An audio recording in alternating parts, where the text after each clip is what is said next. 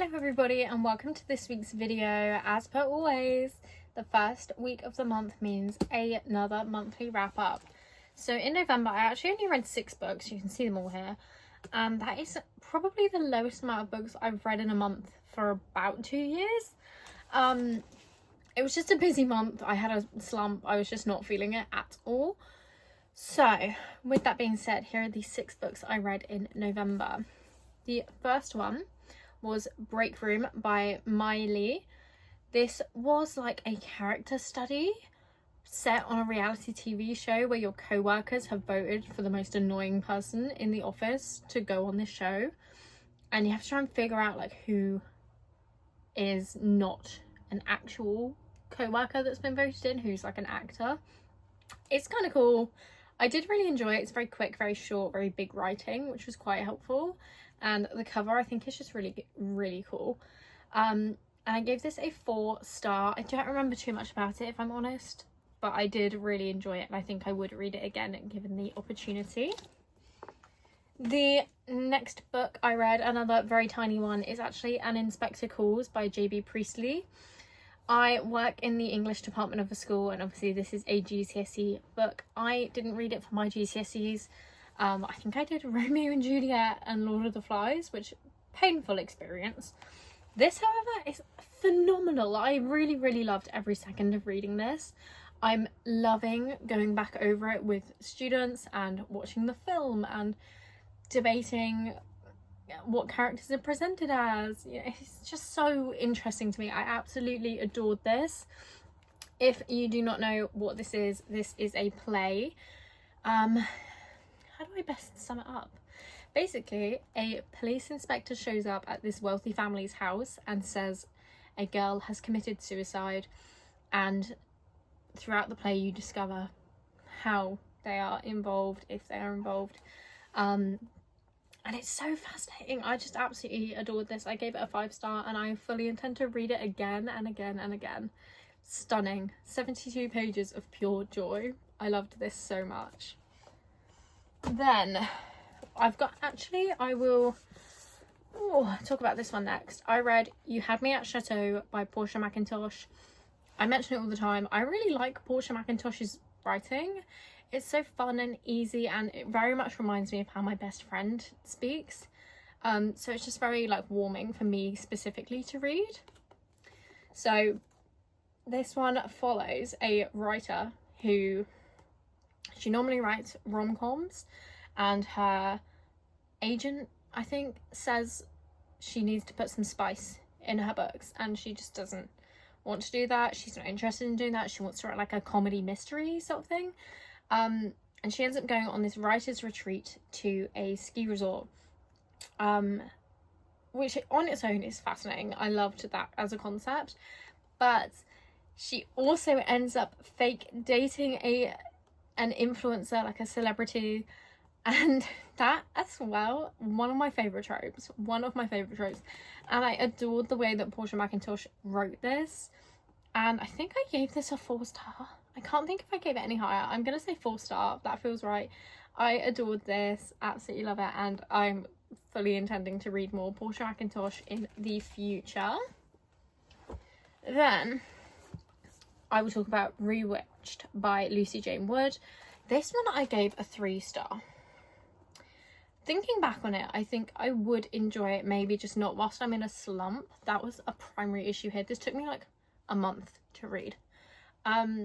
This follows Belle, who is turning 30. She is a witch, and on her 30th birthday, I think, the like council, the coven of witches, basically look back at everything you've done with your magic and decide whether you get to keep it or not. And Belle didn't do very much with her magic. They think she's an abomination. She's a disgrace to the name of witches, and so they threaten to take away her magic. But she has a month to train with her mentor Artie, an old man who got kicked out of the witch community, to try and prove that she should keep her powers. It was cute, it was cozy. I did enjoy bits of it, but it just felt very like, it was a bit of a slog to get through.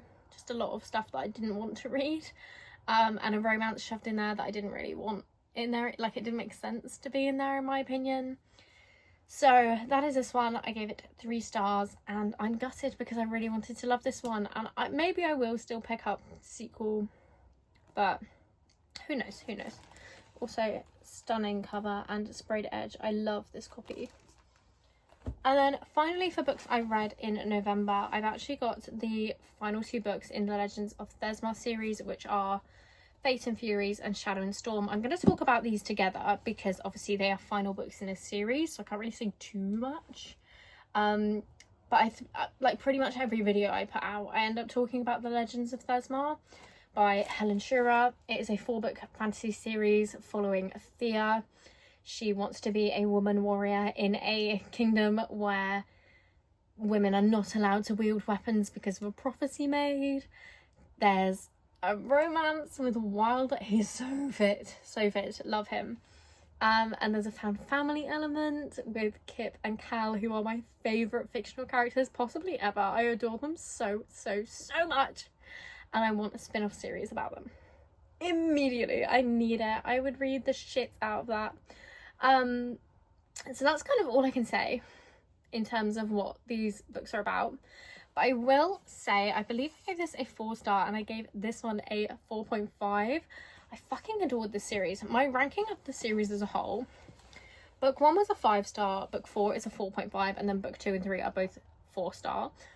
Thoroughly enjoyed it. I think everybody should read it. It's phenomenal, and I cannot wait to dive into the spin-off series, which I can't think for the life of me what the name of it is. But the first book is called Iron and Embers. So that is that. And then, if I can remember them, I'm going to quick fire off some books that I want to read in December.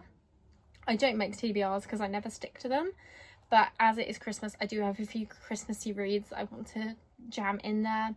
So the first one is Jingle Spells by Emily Grimoire. I've got the arc of this, so I definitely need to read that one.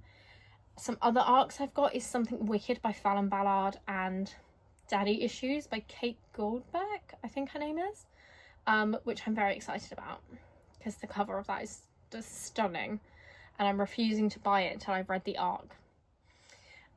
So they're the arcs I've got. The new releases, oh no, I have another arc and it's a new release. I'm so excited.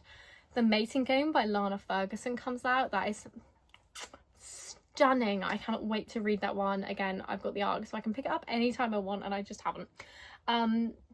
But that is the sequel to, is it The Fake Mate? Is that the name of her one? Yeah, The Fake Mate. Stunning. I can't believe I got the arc of that. I'm so thankful to NetGalley and obviously the publisher for allowing me to have it. And then Christmassy books, I've got Snow Love Lost by Portia McIntosh. I've got A Scrooge Mystery, which I love A Christmas Carol, and I cannot wait to read that. There's, I think, one called Scrooged for the Holidays. I haven't got that physically, but it's Scrooge is a woman and she's sleeping with all of the ghosts. Huh? So I just want to check that one out for the fun of it, really. Like, I don't think it's going to be good, but it will be entertaining, hopefully. Are there any others? I have a stack of books behind me I need to put away. I don't know if any of these are festive. No, not really. What festive books do I have? Not many. I mean, I've got Make the Season Bright. I don't know if I'm going to read that. I don't know if it's for me. I'm sure I had more Christmassy books than that. But those are the main ones that I'm planning to pick up that are quite festive and maybe even urgent in terms of the arcs. Oh, of course, Sarah Adams' new release comes out. I think it's called In Your Dreams, but that comes out on the 30th. So I'm not sure if I'm going to get to that, like, the day of release. And then I've got a few books that I need to pick up that the lovely Cleo has recommended to me. That is for a very specific video though, and I cannot wait to film it. I just need to find the time because I just have no time at the moment ever to get to anything. But that, I think, is probably about it. I mean, I'm probably going to be rereading some variety of Harry Potter around Christmas because it's just a very, like, festive series to me. Again, that probably won't be documented because of the controversial author. So that, I think, is my plan. I think that's it. Let me know if there are any new releases you think I should be checking out in December. Let me know if you've got any exciting reads that you can't wait to get to, or if you're getting any books for Christmas, let me know in the comments below. As always, thank you so much for watching, and I will see you next week with another video. Bye!